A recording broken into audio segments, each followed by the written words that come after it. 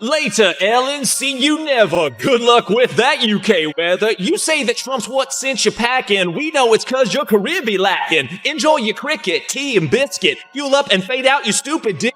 Read all about the latest issue. This just in. Nobody will miss you.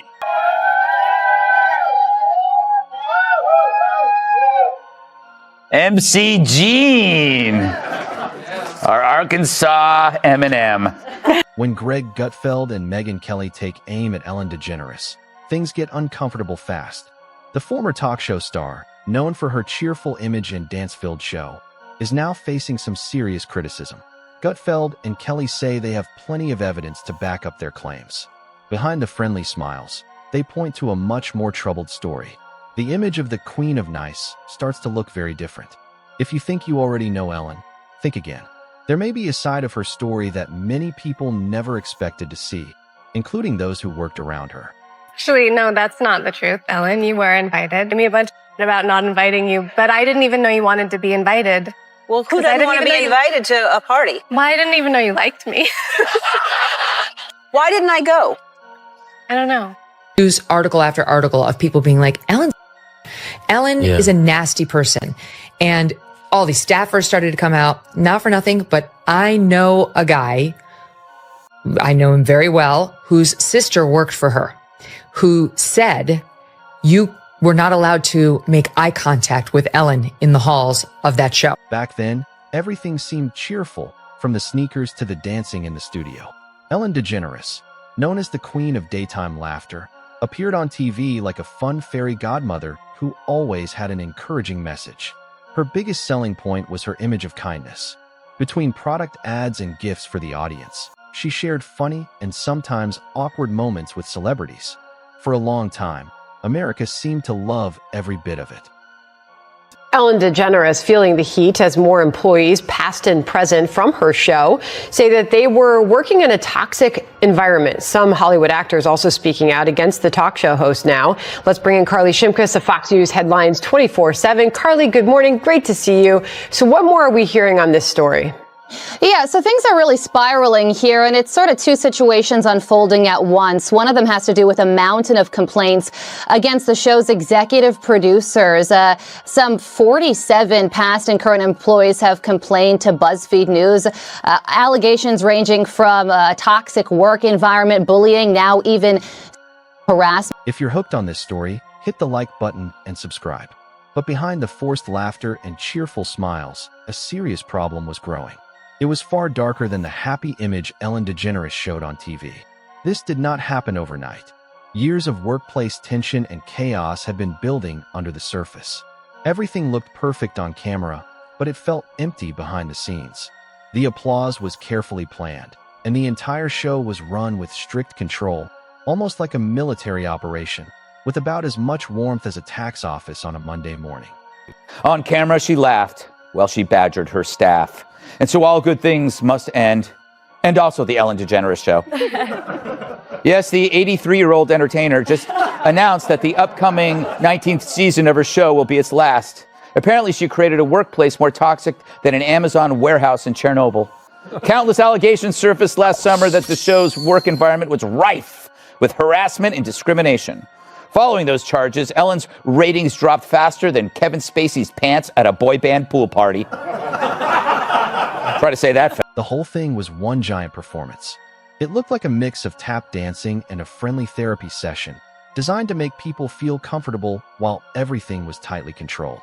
Viewers saw jokes, laughter, and happy moments on screen. What they did not see was a workplace with strict rules and little room for freedom. Even small moments had to follow the plan, and genuine human connection seemed to come with its own set of backstage rules. If you saw her, this is not a nice person. So she eventually got canceled, but now she's coming back. She's got a Netflix special. That's the right response. Yeah. She's got a Netflix special. And here's the capper. On the promo, and apparently there's now articles out about from people who have seen the preview. She plays the victim. And she says, poor me. And she actually has the nerve to say that she was run out of Hollywood. Every part of the show, from each segment and smile to every emotional giveaway, seemed carefully planned. It was less about real generosity and more about protecting the brand. The colorful set created a happy illusion, while the crew could feel like replaceable pieces in a carefully designed machine. It became one of entertainment's biggest feel-good illusions, a world where happiness seemed reserved for people who were rich, famous, or holding a microphone. Then everything came crashing down like a glitter-covered Jenga tower in a storm. The fairy tale image started to disappear, and Megyn Kelly stepped into the mess with confidence and a sharp smile. She did not stay on the sidelines. She walked straight into the scandal, bringing years of media experience and a strong eye for spotting problems. She was not there to make things easier or protect anyone's feelings. She wanted to look closely at the empire and point out the cracks underneath it. She did not hold back. For Megyn Kelly, Ellen DeGeneres was more than a TV star facing a branding crisis. She represented what Megyn Kelly saw as a deeper problem in modern entertainment, a carefully controlled image of kindness that could hide the darker side of celebrity culture. I mean, Ellen got canceled for real a few years ago from just being a jerk. Yeah. Like, it wasn't like a single comment she said or something she did, just lots of people saying that working for her was a living nightmare and that she's a jerk. And I think that's probably why she wants to leave, because she hasn't really been able to make a comeback. Yeah. I mean, remember how everybody loved Ellen? They're like, Ellen, we love you. Ellen's here. Yay. And then that all went away. So she probably has been thinking of a reason to leave. And now she thinks that this is the reason to try to make it look like some sort of, look how afraid I am. I feel how you feel because I'm, you know, of Trump. Yeah, it was just the excuse. She is, Emily, I watched her comedy special.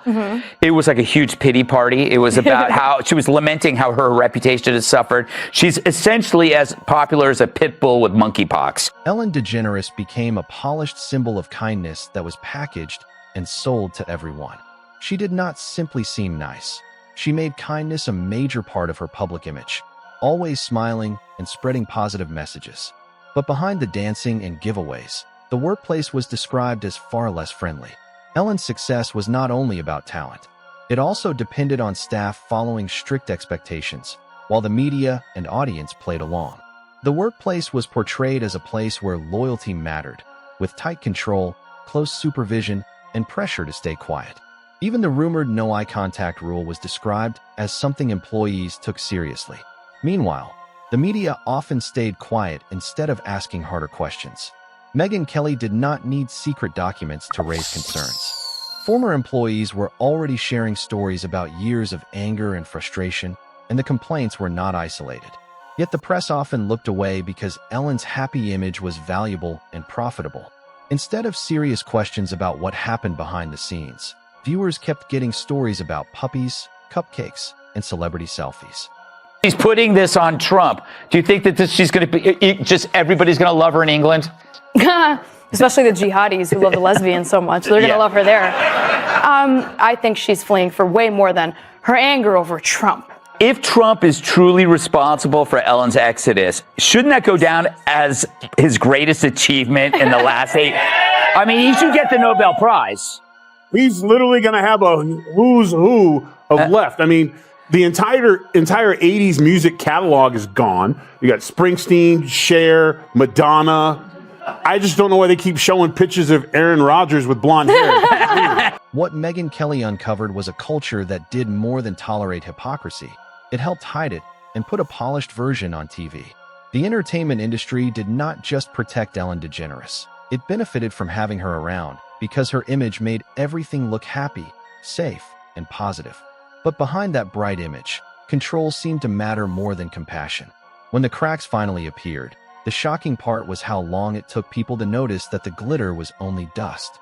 Megyn Kelly, who understood how the media world worked, pulled back the curtain and took a closer look. She argued that Ellen DeGeneres' story looked less like Oprah's success story and more like the start of a Disney villain story. Megyn walked through the timeline, from Ellen's carefully built career to the apologies and falling ratings that followed. While people watched and cheered for Ellen's dancing, Megyn focused on what was happening backstage, where former staff members shared stories about fear and strict control. As the media continued defending Ellen's image, a bigger question emerged. Was kindness simply part of the brand? Megyn was not finished. She wanted to know how someone known for being kind could avoid serious questions for so long and why earlier warnings were ignored until social media made them impossible to dismiss. Her biggest finding was the clear double standard. I have a question for you on this. This is perfect for you. Because I'm seeing this week that there is an attempted comeback by somebody who did not cross one of those fateful lines of the misstepping on their sacred cows of gender or race or sexuality. Yeah. But she was said to be a nasty biatch, and that's Ellen DeGeneres.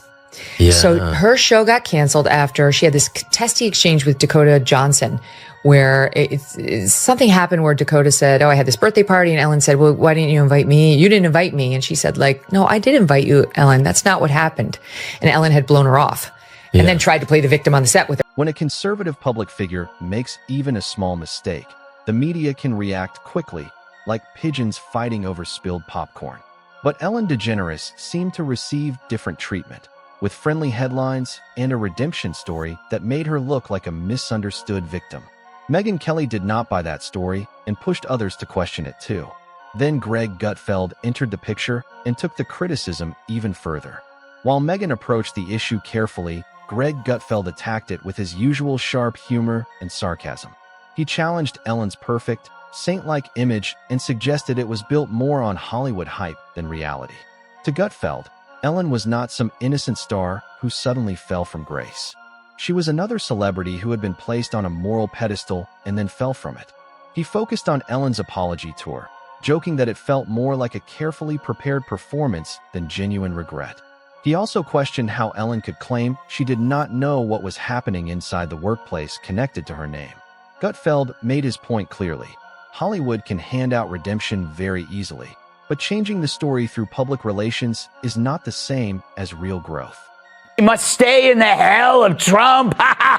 We're out of here. By the way, Walter. I think we could let the illegal aliens stay if we get enough of Hollywood to self-deport. Yes. I will take 1,000. You know, exactly. I'll take 1,000 Venezuelan migrants for one share. Exactly. If you can get one Hollywood star to leave, you get to stay. Otherwise, it's out. You know what, though? It's funny. I just want to bring this up to you. You can comment or not. Yeah. So she left a celebrity base to go to London, and she's already ensconced with other celebrities. So she's basically still in the same bubble. She's not going back to London. She's going to Oxfordshire. And as the only person on this set who attended Oxford University. No, way to drop that It's true. I can tell you that there is nothing high British Oxford society loves more than a failed and despised American talk show host. He also attacked Ellen DeGeneres' strong focus on celebrity culture, from dropping famous names to royal interviews and friendships with billionaires. To Gutfeld, that did not fit the humble and relatable image she presented. He mocked the idea that Ellen was just an ordinary friend to everyone, arguing that the friendly personality was more like a carefully created TV character shown 5 days a week. But Greg Gutfeld did not stop with Ellen. He also criticized the system around her, including fans who were expected to clap, staff who could feel invisible, and media outlets that seemed too impressed by celebrities to ask tough questions. In his view, the problem was bigger than Ellen.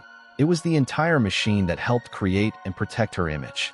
When discussing her apology, Gutfeld mocked the idea of a wealthy, famous woman saying she was still learning at 60. He joked that maybe she was learning how to find the exit. He also challenged the repeated, "I'm still learning" message, arguing that after decades of fame and success, accountability should not be something new. Greg's final point was simple. Ellen did not just lose her image. She fell because of the image she had built herself. A show, home of Matt Lauer, that the bad press actually had nothing to do with her decision. Right, and the Titanic didn't hit an iceberg. It chose to sink.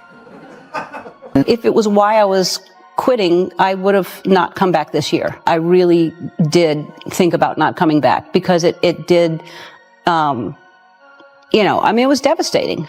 I am a kind person. I am a person who likes to make people happy. No, the real reason, she says, is it was just too easy. Telling the Hollywood Reporter, quote, "When you're a creative person, you constantly need to be challenged. And as great as this show is, and as fun as it is, it's just not a challenge anymore." Well, if that's true, here's an idea. When your viewership is down 43%, Why not consider that the challenge? Back in Megyn Kelly's corner, the story continued to grow. She focused on what happened afterward. Sponsors started leaving quietly, fans lost interest, and ratings dropped fast. Megyn was not surprised because she believed the warning signs had been there for years. What caught her attention was not only the scandal, but the silence before it. Controlled interviews, soft questions, and friendly media coverage. Ellen DeGeneres had built such a strong public image that many people accepted it without question. Kindness became part of her public costume, and when that image started to fall apart, a very different picture appeared. Megyn saw the bigger issue as a change in what audiences wanted. Ellen's rise and fall was not just another celebrity scandal. It showed that people were becoming tired of fake smiles and carefully packaged morals. They wanted something more genuine. Ironically, Ellen's authentic image had become one of the most carefully created personas on daytime TV. Megyn also criticized the echo chamber around Ellen, where friends praised her, friendly interviews protected her, and loyal fans defended her. It looked perfect from the outside, but much of it seemed carefully manufactured behind the scenes. DeGeneres bails for the UK. All right. I'm going to go to you first, Kat, because this is I think you understand this story. So Ellen and her wife, Portia, have left their millionaire haven of Montecito for England. Now, they're saying they'll never come back in the wake of Trump's win. Do you think that's the reason why she's leaving?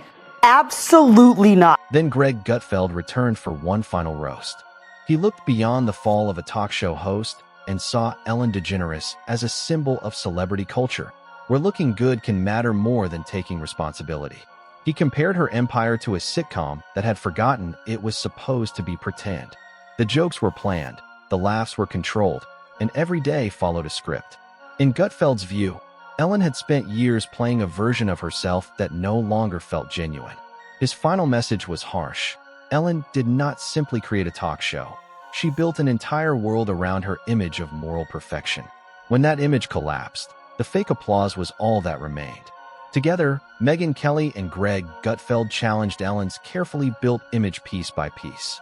They used criticism, facts, and sarcasm to question the Hollywood story surrounding her.